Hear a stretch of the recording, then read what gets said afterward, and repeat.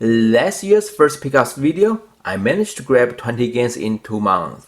This year, I beat that record with 22 games along with some digital content.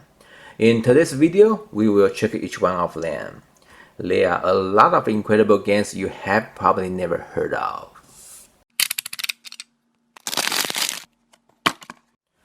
Hello everyone, welcome to this year's first pickups video. Normally, December brings fantastic deals, but last year was a bit disappointing. The deals were pretty much a repeat of Black Friday. Still, I managed to grab over 20 games, although I must admit, some were not as budget friendly as I would have hoped. Why did I pick them up? Well, I believe they are in their final sales, and if I passed on them, they might be gone for good. As always, in the end of this video, I will give you an update on my progress with 10 PS4 games I must play in 2024. Without further ado, let's get started. It's been a while since I have purchased a Switch game. Let's kick things off with Teiko no Tatsugen Rhythm Festival. I noticed this one was on clearance, priced at just $12. Therefore, I decided to grab it. For those unfamiliar, Teiko no Tatsugen is a rhythm game popular in arcades across Japan and several Asian countries. These strumming machines are practically a part of the scenery layer. Although I haven't tried the series before, it's one of those games that people cannot stop talking about. So for only $12, I thought, why not? Let's add it to my Switch collection. Let's continue with these $12 clearance games. I still have 3 more to share. Here is Mass Effect Legendary Edition. Honestly, when it was announced, I hadn't planned on picking this one up. I played Mass Effect 2 on PS3, and to be honest, I couldn't finish it. The gameplay style just wasn't my cup of tea. However, personal opinion aside, I still think Mass Effect is a legendary franchise. At just $12, it's a no-brainer to add this into my collection. Along with Andromeda, I have completed the Mass Effect collection on PS4. Maybe one day I will give the series another shot. Next up is an interesting title, Brad's Flaunt Your Fashion. To be honest, I'm not exactly sure what kind of game this is. What I do know is that it offers an easy play now. Actually, 2 easy play nows, thanks to the free PS5 upgrade. As far as I understand, Bratz is associated with a toy line of fashion dolls. It's not something I would usually purchase. As for the game itself, at only $12, it's actually not a bad price. Just so you know, the license for this type of game normally expired after a certain amount of time. After that, the only way to assist the game is through the physical copy. I'm definitely looking forward to adding those 2 easy play nows to my trophy list. The last $12 games here is Lego Bros. I almost purchased this game during Black Friday for $15, but I'm glad I didn't.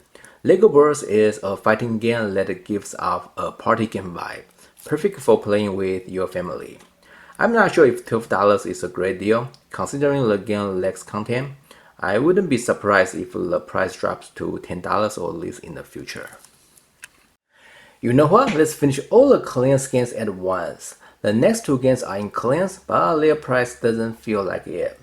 The first one is Panzer Dragoon. This is a remake of the first Panzer Dragoon game, and I noticed it had a physical release in 2022. While I was interested, the price was way too high at first. I didn't expect that years later it would end up in clearance. However, it still cost me $24, which feels a little bit too much for a clearance game. You know what's the worst? After the return window closed, the price dropped to $21, just waiting for me. If you manage to get this one for $21 or cheaper, you are welcome. Panzer Dragoon is a rail shooter, a genre that has seen a decline over the last decade. I believe the last Panzer Dragoon game was released in 2002. It's great to see a remake of the franchise. Next is an adventure game with puzzle elements, Bodo the Guardian Owls 3 Fairies Edition. I paid $21 for it, which is a little bit high, but overall it's still acceptable. My first impression of this game is it reminds me of Ni no Kuni. Somehow the game received many negative reviews. However, I still want to give this kind of game a try. I mean, Ni no Kuni wouldn't get a lot of attention when it was first came out, especially in Japan. You never know, this could be a hidden gem. The last clearance game here is Man-Eater Apex Edition. I actually bought this game in store for only $8.50. The clearance price is only available in my local store. If you go online, they still sell it for $20. I have to say I was pretty lucky to find it when I went to return something. I actually ordered this game from Amazon last fall, but it was out of stock, so they cancelled my order. I recall it was either $10 or $15. I was pretty upset.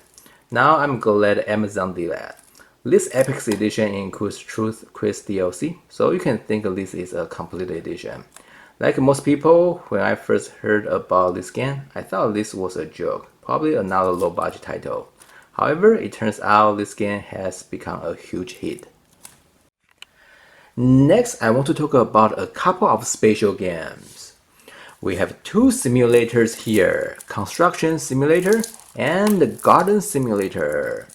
Simulation games are very popular in Europe, and I've always been jealous of the massive selection they have there. If I ever got a chance to visit, I would definitely buy a lot of those games. In recent years, I've noticed more simulation games coming to the US market. However, they are still not that common here, and they can be pricey. For example, this construction simulator here cost me $30. Unlike the PS5 copy that you can find everywhere, this PS4 copy is actually hard to find in the US. I need to go to my secret place to order it. And why do I want the PS4 copy so bad? Because of the free PS5 upgrade. Garden Simulator is a game where you can design your own garden. It incorporates elements of farming simulation, allowing players to grow and sell crops. As a fan of farming simulation games, I believe Garden Simulator offers a unique farming experience. By the way, this game cost me a little bit over $23, which is not too bad. We are almost halfway there. Before we look into some expensive games, let's talk about the digital content.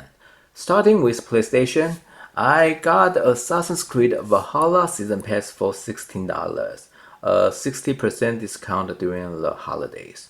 Now that I have everything, I am ready to start this game at any time.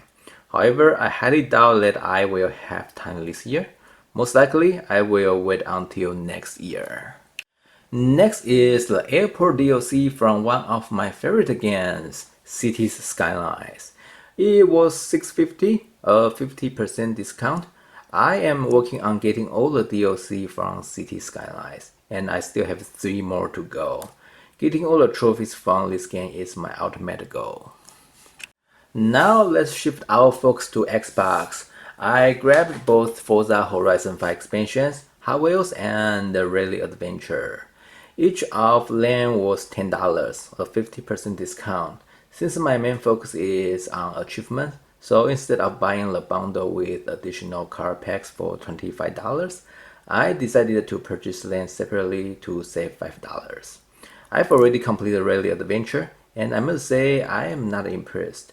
Compared to the WRC game I played before, I feel this one lacks something. Next, let's check a couple of expensive games I bought this time. The first one is Sword and Fairy Together Forever, the 7th installment in the franchise. Sword and Fairy is an iconic RPG series from Taiwanese developer Softstar.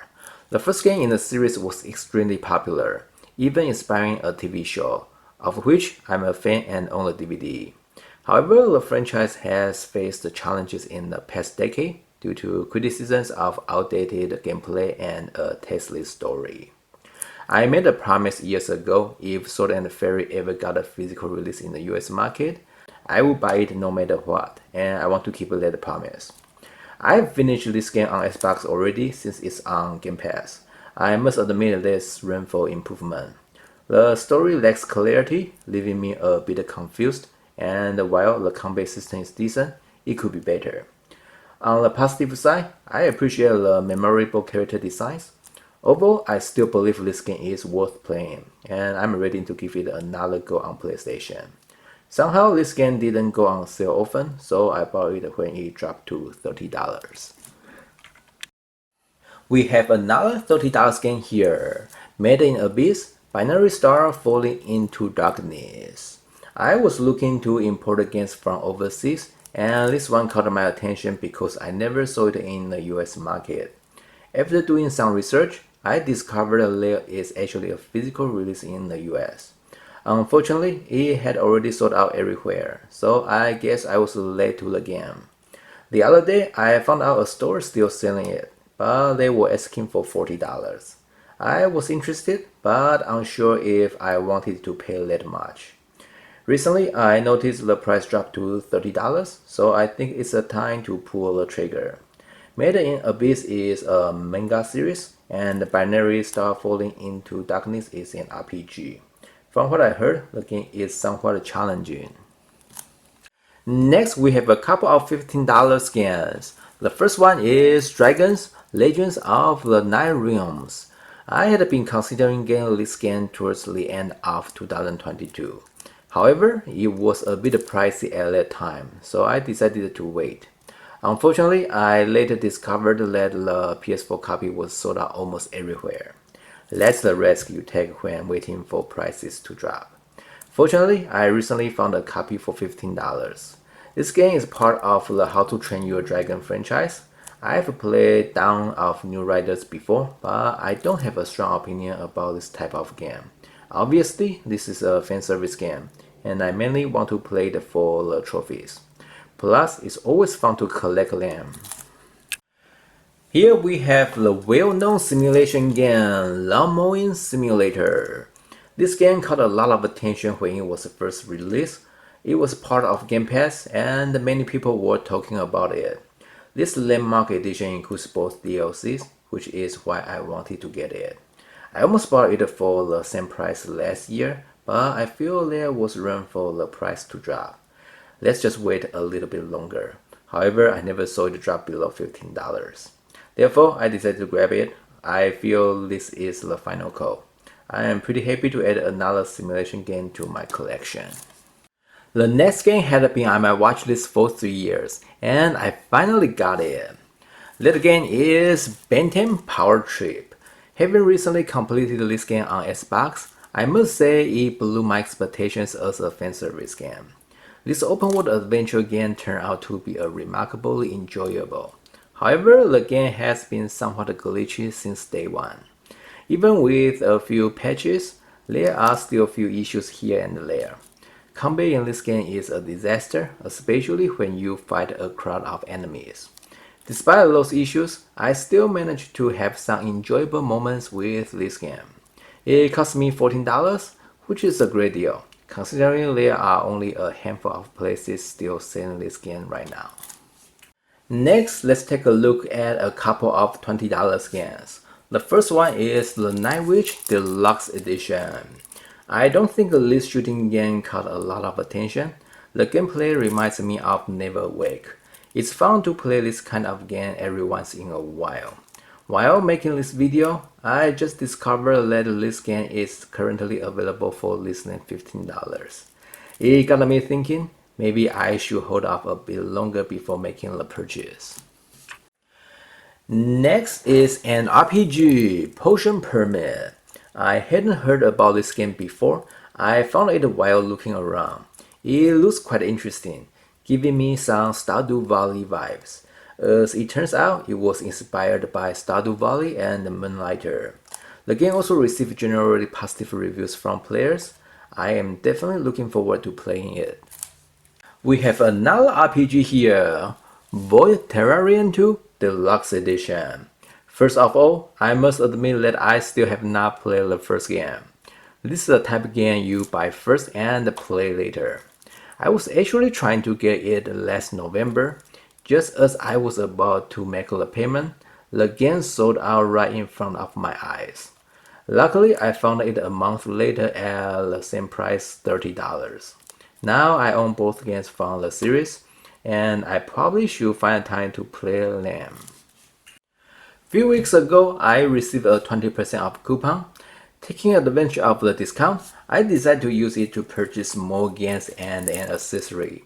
Now let's check out the items I have purchased. I have been in search of an Xbox rechargeable battery recently. I was considering a third-party one since it's cheaper. However, after careful consideration and hearing some horror stories, I decided to stick with the official one. I've been using an official rechargeable battery for an Xbox One controller for years, and it still works well to this day. With a 20% discount, I only had to pay $20. One thing I noticed is it's hard to find the list in the store, so I need to order it online. Next up is actually the cheap skin I got this time, Epic Chef. I have seen this game go on sale multiple times. Initially, I thought it was just a cooking simulation game, so I wasn't interested. However, the other day I watched the game trailer and it turned out to be quite enjoyable. The game also contains farming and crafting elements. It offers a lot of content. Most importantly, it was only $8 after the discount. I definitely didn't want to miss such a great deal. The next two games I have already finished on Xbox. They were those games that come with easy achievement or trophies. Yep, I bought them mainly for the trophies. The first one is Turnip Boy Commits Tax Evasion. This action-adventure game reminds me of the old-school Zelda with its puzzle-solving gameplay and the top-down perspective. The game is best known for its sense of humor. Price-wise, this is a $20 game without a discount, so it's not too bad. With 20% discount, I only paid $16. Next up is Lost Words Beyond the Page. You know what? Even though I have already finished the game, I don't have many memories of it. That's because I was following an achievement walkthrough video. I only remember it as a 2D platformer with some puzzle-solving elements. Perhaps when I play it on PlayStation next time, I should pay more attention.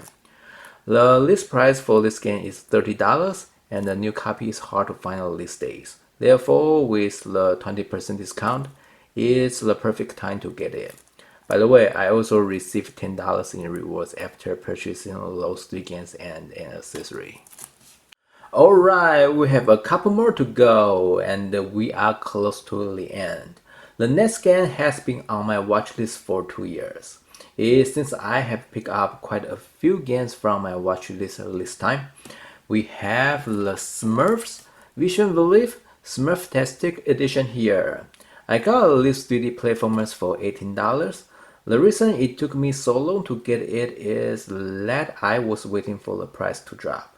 The Smurftastic Edition is only available on PS4 and comes with some additional goodies. I recall you could get the PS5 edition fairly cheap a year ago. Here is the catch. I heard that the PS4 disc actually offers a free PS5 upgrade, which is something the digital copy doesn't offer, and that's kind of unusual. Last but not least, Froggun. It took me a while to decide to buy this game. First of all, it's a very challenging action-adventure game, and I wasn't sure if I could handle it. However, it was only $17.50. It wasn't a bad price. After some consideration, I decided to get it. I feel this will be a good addition to my collection. You probably noticed the seal is already removed because I have already made the unboxing video. It will be the next video, so stay tuned. By the way, this PS4 disc doesn't offer a free PS5 upgrade, which is a bit of a bummer. These are all the games I have picked up in the past 2 months, a total of 22 physical games, along with some digital content and an accessory. But before I give an update on my progress with the 10 PS4 games I must play in 2024, I want to talk about my PS4 collection. In my last PS4 collection video in 2022, I discussed my ultimate goals, one of them being to reach 600 PS4 games. At this moment, I am very close to hitting that 600 mark. I believe I have over 590 games right now, so less than 10 games away. Most likely, I will achieve this goal no later than the end of March. I will keep you guys updated, and once I reach that milestone, we can have a little celebration. Finally, it's time to discuss my progress with 10 PS4 games I must play in 2024. I managed to complete 2 games in January. The first one is Marvel Spider-Man Miles Morales. Surprisingly, I enjoyed this standalone expansion much more than I expected. Unlike the original Marvel Spider-Man, Miles Morales is shorter and I didn't find it as repetitive.